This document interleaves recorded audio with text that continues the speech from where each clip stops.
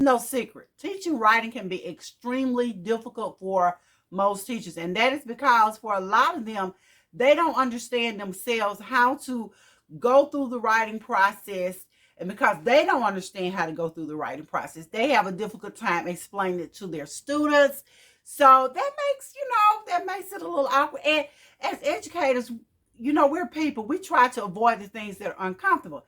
And so today we're going to talk about the Hi, I'm LaWanda Shields with Two Cute Classrooms. And this is my space for homeschool moms, homeschool dads, and of course, my fellow teachers. So we're going to talk about today some things that you can do to make writing easier for yourself and your students. So let's jump right into this video. What we want to do when we're trying to introduce writing to our students is make sure that it is a norm, that writing, asking them to write is not something that happens once a month or something that happens right before state tests. It's something that happens on a regular basis, and it's something they're comfortable with. I always like to equate everything to basketball. Let's be real, Miss Shields likes basketball. So I always talk about how when you go to the state championship, you can't expect your team to perform well if you've not taught them the drills. Well, you can't expect your students to perform well or write well or be comfortable with writing if they have not practiced on writing. So one of the things I suggest, first of all, is to make sure writing is a norm. That means having your students, if they're writing at the end of class, doing summaries, that's a great way. Have them summarize the lesson for the day. It doesn't have to be a long summary. It could be something short. It could be as simple as maybe them writing about 2 to 3 sentences about what they learned that day. They could be writing a response to did they enjoy the class or not. They could be writing a response to how could I make this class better, or what is something that you want to learn. Make them write it, and don't just let them tell you. Make them write it so they can become comfortable with writing. Journals are another way that you can get your students used to the writing process. So if you want to, at the beginning of your class, after you maybe finish the bell ringer, while you're doing the chores for the day, like taking their attendance, checking homework, or whatever it is that you have to do at the beginning of each class, have them do some journal writing. And this doesn't have to be for a long period of time. This should be no more than about 3 to 5 minutes where they're just writing. They're practicing their writing skills. They're getting comfortable with writing, so it's not something that's foreign to them. And if you start in middle school and you move up to high school, definitely in middle school, you want to have them writing at least paragraphs. And you want to get them comfortable with a good paragraph. So that's going to lead me into the next thing I'm going to tell you about writing. Make sure that you provide your students with examples of what good writing is. That means taking excerpts from, you can find writing out in all kind of places on the internet. But if you have writing samples from your State Department that they're going to use to grade your students on, you can provide them with that. Or if you want to take the time out yourself and just write a nice paragraph for them to look at so they know how to structure one. Or if it's an essay, maybe you want to write a 3-paragraph or 5-paragraph essay and let your students see for themselves what a good paragraph looks like. Another thing I like to do when I'm doing that is provide them with a rubric. Now, you can use the state rubric that they're going to be judged with, or you can just write one yourself, or you can purchase one online from places like Teachers Pay Teachers. But they have a lot of sample rubrics that you can use with your students so they know what they're supposed to be doing. Not only that, a good exercise for your students to be comfortable with writing is have them do peer reviews where you hand them one of their classmates' papers, preferably with the name not on it, and let them use the rubric and go down the row and grade that paper. And so to ensure that they're grading it correctly, because if I don't like little Johnny, I'm just not going to grade this paper right. I'm just going to give little Johnny F. No, of course, you're going to go back and grade this paper yourself. But during the peer review process, find a way to keep the student's name off. Then you have them justify the grade that they gave that student. So that ensures that they're not just giving them a grade. They're actually using the rubrics and that they're thinking about it. This can help with the critical thinking process. All of this are ways that you get your students comfortable with writing. And so as they're looking at another person's writing and they're critiquing it, then they're also learning how to be better writers themselves. So before we go any further into this video, please be sure to like this video, give it a thumbs up, to subscribe, and to follow me for more teaching tips and hacks for especially my new novice teachers, my veteran teachers too, but definitely my new teachers, because I know how scary it is when you're first starting into the teaching profession. Now back to the video. One of the reasons that our students struggle with writing so much is because they want to write just like they talk or just like they text. And so we live in an age where our students do a lot of texting. They do a lot of texting with their phone. That's the way they communicate. They're writing these really short, weird little things that they do. And so they want to bring that over into their writing, but they can't. And so we have to start to stir them away from that and stir them in the right direction when it comes to writing. So we know that as we're teaching writing, we have to teach them that there's a such thing as formal writing and informal. And what they've been doing on their phone and on social media, most of that's informal, but they need to come back to the formal format to use writing. Graphic organizers are great for helping your students learn how to format their writing, how to organize their ideas, especially with middle school. You can introduce them in elementary and even continue to use them throughout high school. But they're really, really great with your struggling writers, your struggling readers. You hear students that are probably on some form of tier. They are really great at helping them get their ideas down on paper. They are mainly introduced during the brainstorming process, but they can be used throughout the writing process. So when your students are brainstorming, that means they are thinking about what all they're going to write about. They don't just start writing. They just think about the topic and then jot those ideas down. What I like to do, one of the techniques I really, really enjoy is word splashes. I love word splashes. Word splashes activate their prior knowledge. They get those students thinking about what they're going to write about, and it gets them motivated. Something else you can do when you're introducing the brainstorming process, you might want to show them clips of little videos or whatever it is that you're about to introduce. And a friend of mine is doing Under the Sea for her summer reading program, and so she has some videos she's going to show those kids to get them warmed up before they begin reading the book that they're reading as a as a group. So you can do the same thing with writing. So whatever the topic is you're asking them to write about, you can show them little clips or videos and get them warmed up about the topic. I also like to use videos to get my students thinking about some things I want them to write about. So if we were going to write about the Pirates of the Caribbean, so to speak, I just watched that. One of them, I'm watching the whole series back over. But if they were watching the Pirates of the Caribbean and you showed them a little clip, you can ask them what they think. And the one I'm thinking about is On Strange Tides, where they had the mermaids. And you can have them look, and then you could just introduce a whole thing on mermaids. We're writing about mermaids. You could show them a clip from The Little Mermaid. You could show them something else about mermaids. And then you could just get them thinking and brainstorming about what they want to write about. All of these are ways that you lead them into the writing process. Today we have the advent of so much technology that you can use they have little apps that you can download onto your phone or for your students to use, and it's called speech to text. So they don't have to do so much writing. They can talk about what they want to write about first. And I'll give you an example, and this really has nothing to do with middle school, but in general, you know how we're here on YouTube and we're talking. So there are apps or there are programs that we can use to download this talking version and turn it into text, and that makes it a lot easier, especially if you're a blogger. But so with our students, it's the same way. They can talk out what they want to write about. Now, me, I'm the exact opposite. I'm better with writing before talking. I'm learning to adapt, but I'm a writer, so I like to write. And I can do the talking later. But the the speech to text applications are really great for getting your students comfortable with writing. That way they don't have to write so much.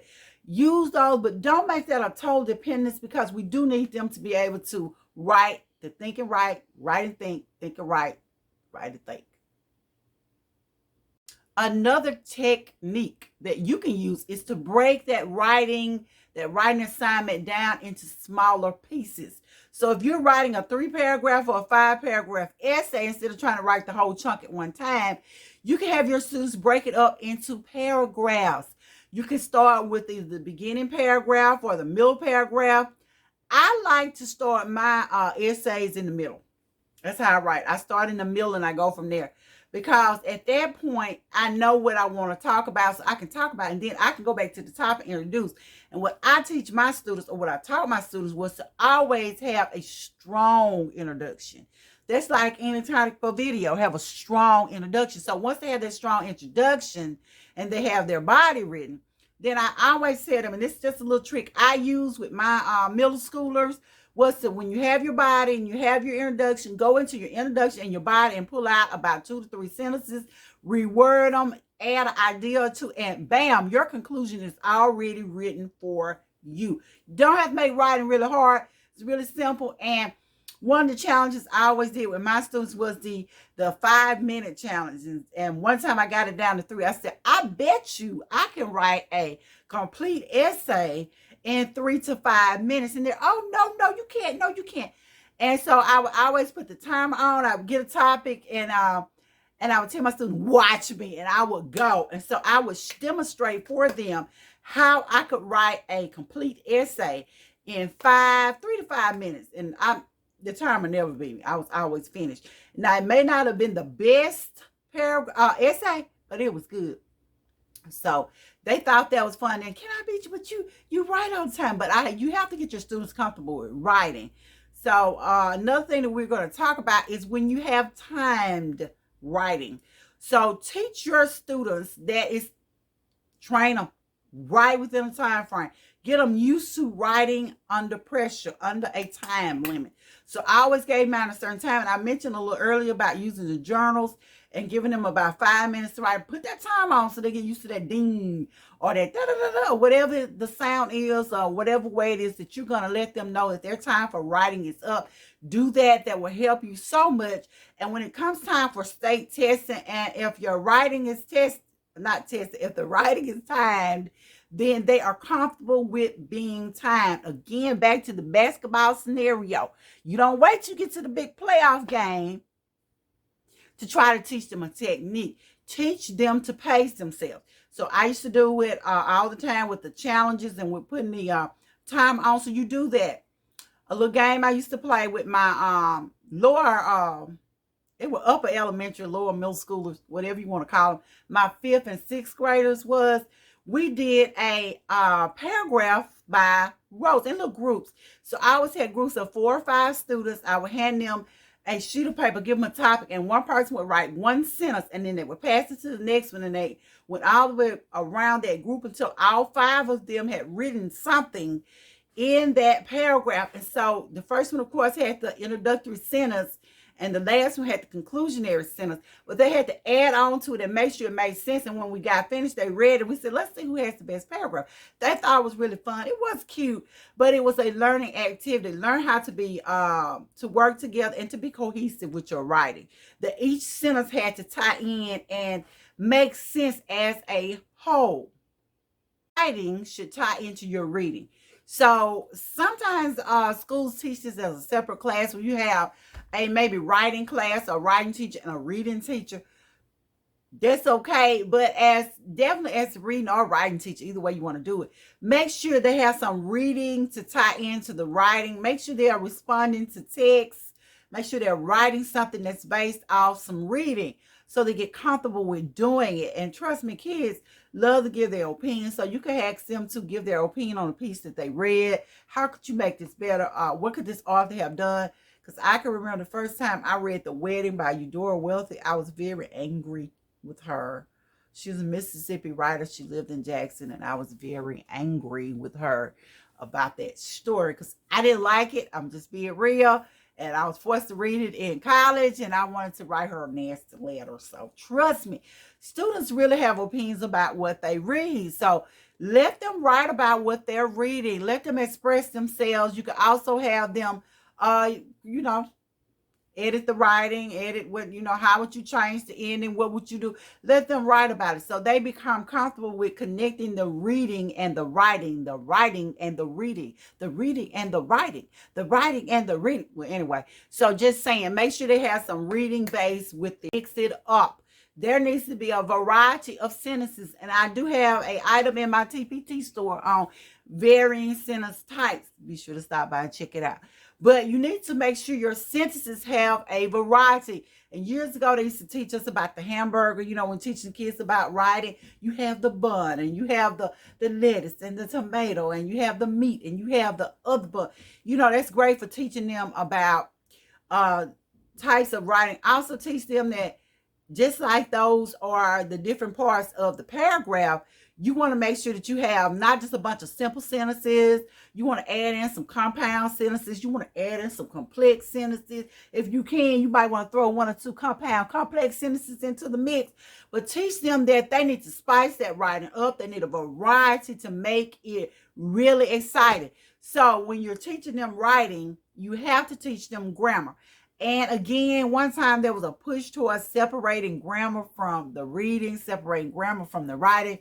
And I'm sorry, but I'm a holistic teacher where you have to teach reading, writing, and the grammar. So, because they all really tie in together. They're like family members in one family.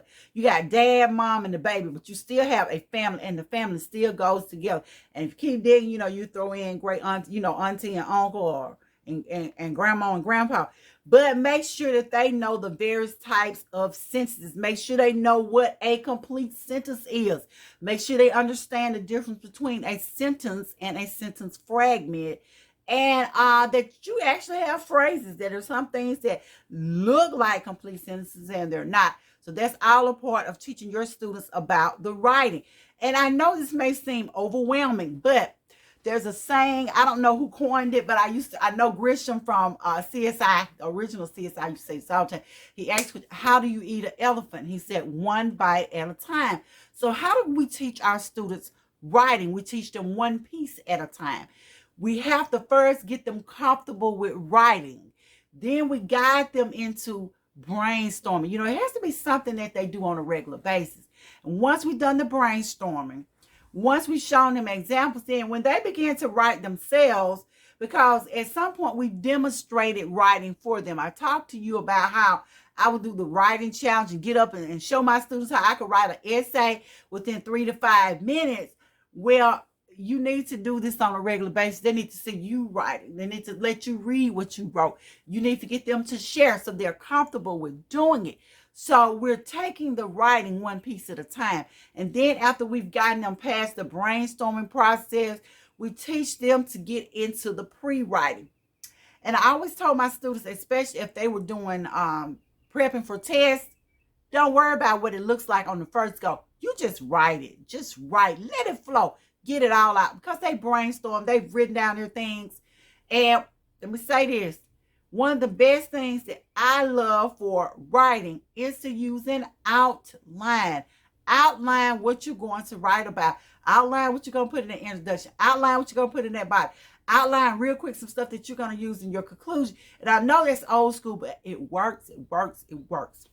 So once we're past brainstorming, pre-writing, we've done our rough draft, we've gone over, and then I get a little confused in this part with the revising and the editing. It's all really the same thing. You go back and you read it, you edit it, you shot it up real good, and then you're ready to publish. So it may seem like a lot. I used to do mine, the big writing, not the just writing, because we're going to write every day. We want our students writing every day. They're doing some type of writing every day until they're comfortable with it. And then we have the big writing day. My big writing day was always on Wednesday because it was a short day for my school district, and I would have them do writing because we didn't have enough time to introduce all that reading stuff that we were doing, because we'd done the reading and we were taking a pause and we were writing basically about what we had read about. And then my tests were generally on Thursday instead of Friday. Sounds weird, but that was my test day. My test day was Thursday because it gave me time to go back and look at it. And so then I could make sure my lesson plans for the next week included whatever we didn't quite get. So have them again write. They should be writing every day. They should have interact with writing every day, on a daily basis. They can be part of your exit tickets. They can be part of your introductory bell ringers, and they should be. And then, of course, you can do journal writing. If you give journals for homework, you can give journals for homework. Let them have it for homework. But either way, make sure they're interacting with writing every day. Make sure you cultivate a love of writing within them, because you gotta like it yourself. Your students are gonna pick up on your energy. So if you don't like it, they're not gonna like it. You got to talk about it. And don't say, well, we got to do some writing today, or you'll be writing this essay. Try to ease them into it. And don't assume that your students understand how to do it, because you have to, I don't care what grade they're in, you have to assume they've not had any interaction with writing, unless they were your students the year before and you are looping them. So then you know what they know and don't know. But if that's not the case, I don't care if it's college, don't assume that they know how to do the writing. So it's up to you to be their guide. So guide them gently through the process. And when they do it, when they first start, don't eat their papers up with that red ink pen. Don't eat them up. Or if you're doing it on the, if they're turning it in on the computer, because you can also do the typing. You can also let them type their responses to you, which is good. That gets them used to doing the typing. Don't eat them up. Don't eat those babies up from the jump. Let them, like I said, ease them into the process. You say, you give them something positive, say, great job. You wrote a good blase, but we're going to work on a good try. And this is what we're going to work on, so they know what's wrong and they're not dreading it as much. So again, this was One Shifts with Two Cute Classrooms. I thank you so much for watching. We're talking about how we can teach writing to our students. I will be doing some more videos on writing. I hope to see you guys there. I'll see you in the next video. Again, don't forget to give this video a like, a thumbs up, and to subscribe and follow me. Oh, it's so hot. It's so hot. I live in Mississippi and it's so hot. Making these videos.